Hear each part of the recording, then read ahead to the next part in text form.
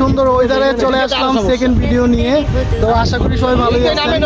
আর অনেক সুন্দর ওয়েদার, এই ওয়েদারে খুব ভালো লাগছে। আসলে রহমত বাংলাদেশে, আল্লাহ পাক ভালো একটা রহমত দিচ্ছে আমাদের বাংলাদেশে।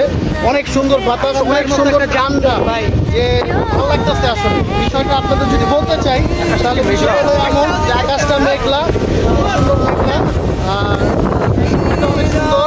আর কথা হলো যে এত গরমের ভিতরেও যে আল্লাহ পাক আমাদের বাংলাদেশে এত রহমত দিচ্ছে যে দু একদিন পর পরে বৃষ্টি হচ্ছে।